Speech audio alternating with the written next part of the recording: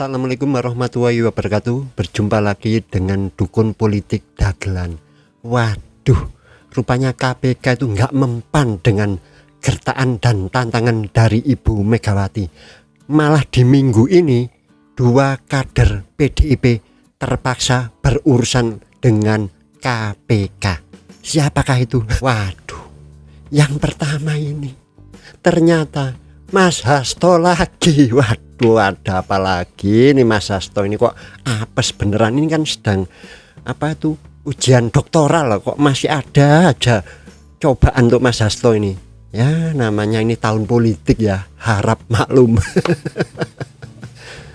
Tepatnya hari Jumat kemarin tanggal 19 Juli 2024 seharusnya Mas Hasto itu ada panggilan di KPK. Tetapi rupanya panggilannya itu waktunya terlalu mendadak dan Mas Hasto sudah punya agenda lain, maka akan dijadwalkan ulang untuk waktu datangnya dari Mas Hasto ini ke KPK. Yang jadi poin penting, apalagi ini masalah yang dihadapi oleh Mas Hasto.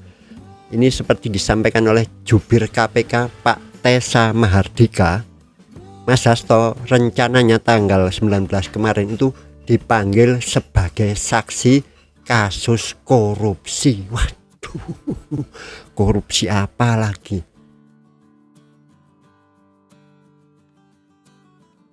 Ternyata setelah saya cek, ini adalah kasus lama dan beberapa tersangkanya sudah menjalani persidangan di Pengadilan Tipikor. Tepatnya tanggal 11 April 2023 itu terjadi OTT di Balai Teknik Perkeretaapian wilayah Jawa Tengah. Ternyata ini kasus korupsi yang cukup besar ya, merugikan negara, yaitu masalah proyek pembangunan dan perbaikan rel kereta api. Pertanyaan saya, Mas Hasto apa kaitannya? Ini disebutkan oleh Pak Tessa Mahardika, Mas Hasto dipanggil sebagai saksi. Lah ya, saksi itu kan pasti ada kaitannya. Disebutkan sesuai data di Adminduk, administrasi kependudukan, di sana tercantum pekerjaan Mas Hasto itu ternyata konsultan.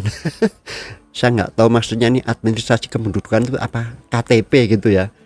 Jadi data yang ada di kependudukan itu, profesi pekerjaan dari Mas Hasto itu adalah konsultan.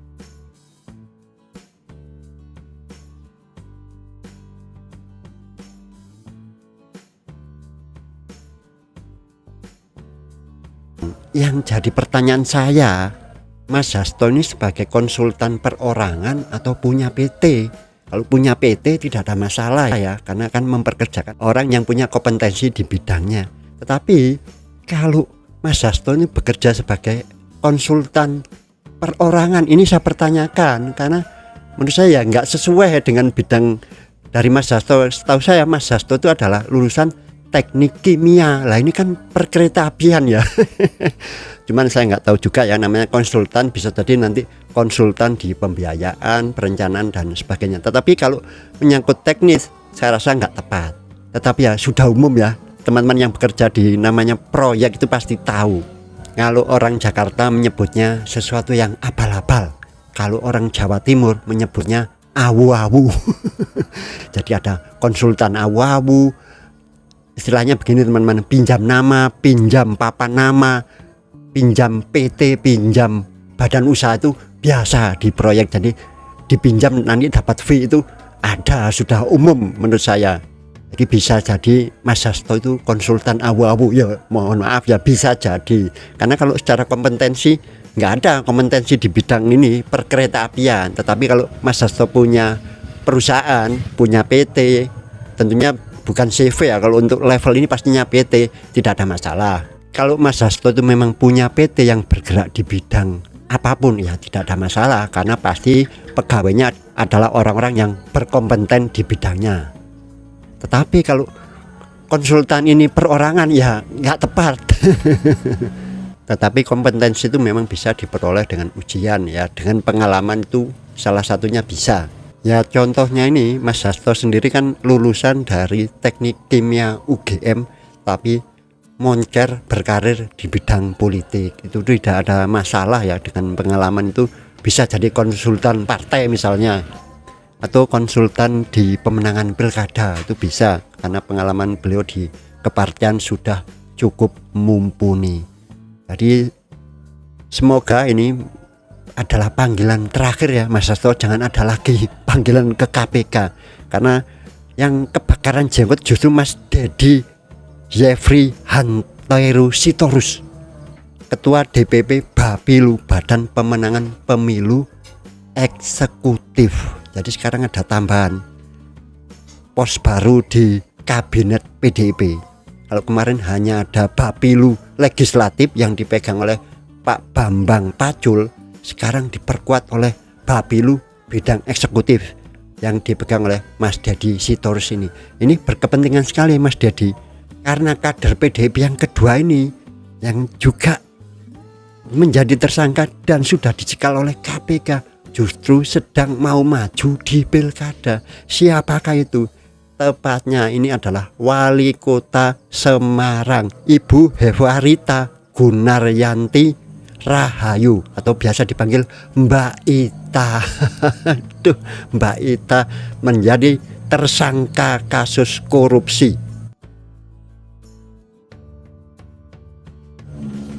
Kenapa Mas Dedi Yefri Hanteru Sitorus ini kebakaran jenggot ya? Karena pastinya Mas Dedi perlu arahan dari seniornya Mas Hasto. Lah malah sekarang Mas Hasto malah disibukkan oleh urusan di KPK. Apalagi yang poin kedua ini lebih penting. Ini sangat berhubungan erat dengan pekerjaan Mas Dedi jabatan barunya, yaitu pemenangan Bapilu Eksekutif, hubungannya dengan pilkada. Apa itu? Ada 3 tuduhan yang disangkakan ke Mbak Ita. Yang pertama adalah ya biasa ini, korupsi pengadaan barang dan jasa di Pemkot Semarang tahun 2023 sampai 2024. Kemudian ini yang kedua, pemerasan terhadap pegawai negeri atas insentif pemungutan pajak dan retribusi daerah. Ini sepertinya mirip dengan kasus Bupati Sidoarjo Gus Muktor.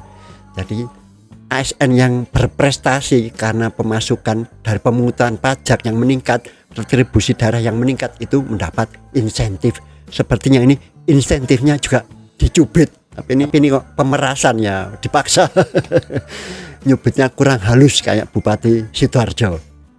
Yang ketiga ini ada gratifikasi tahun 2023 sampai 2024, karena beliau menjabatnya kan menggantikan dari Pak Hendardi. Oke, yang jadi masalah kenapa Mas Dedi Yefri Sitorus ini jadi kebakaran jenggot? Ya karena Mbak Ita ini mau maju lagi di Pilkada 2024. Ini artinya masih tanggung jawab Mas Dedi Bapilu Eksekutif. Sudah kelihatan nih pasti tanda-tandanya ia gagal. Gimana mau maju atau cek lewat survei elektabilitasnya. Nah ini sudah belum sudah menjadi tersangka dan dicekal. Alamat Mas Dedi harus mencari kader PDIP lain untuk menggantikan Mbak Ita. Ini rencana jadi porak-poranda. Yang lebih ironis lagi, Mbak Ita itu pada hari Minggu melakukan acara dengan KPK. Bahkan acaranya itu diposting di Instagram Mbak Ita. Tepatnya acara itu adalah pelepasan roadshow bis KPK.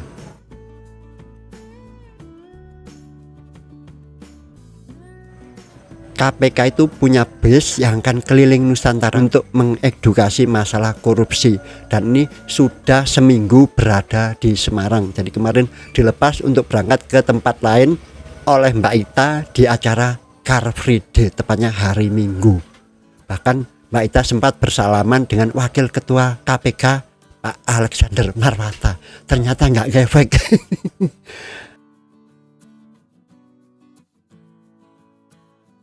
Hari Rabu dan Kamis kantor wali kota dan rumah pribadi Mbak Ita digeledah oleh KPK. Tetapi kabar terakhir itu Mbak Ita sepertinya tidak ada di tempat ya belum disampaikan, apakah belum ditangkap atau menghilang, beritanya itu menghilang ya. Makanya kemungkinan ini KPK akhirnya melakukan pencekalan, kemungkinan yang menghilang. Nah, tidak disebutkan menghilang ya, tetapi dilakukan pencekalan, artinya harusnya kan dibawa saat itu juga, tetapi yang bersangkutan sepertinya tidak ada. KPK juga melakukan penggeledahan di 6 kantor dinas di wilayah kota Semarang. Waduh, merembet kemana-mana ini ceritanya. Jadi menurut saya tidak terpengaruh ya, meskipun Mbak Ita sempat ketemu di acara KPK. Kalau memang bersalah ya memang seperti itulah, hukum harus ditegakkan. Tapi lagi-lagi karena ini nuansanya di tahun politik dan kebetulan menjelang pilkada, ya tidak ada salahnya kalau banyak masyarakat menduga-duga ini ada unsur politik seperti disampaikan Mas Dedi. Ya kita tidak menduga-duga, tetapi ini kan sedang di tahun pilkada, tahun politik. Lah ada kasus yang lebih besar, apa tidak juga diungkit. Bahkan Mas Dedi menyinggung kenapa Bu Khofifah juga tidak diperiksa. Ya jawaban saya ya mudah saja, karena Anda sekarang ini sudah bukan bagian dari yang berkuasa, gitu aja. Bahkan kalau boleh saya ingatkan, harusnya Mas Ganjar itu juga dipanggil KPK. Kemarin kan sudah ada yang melaporkan.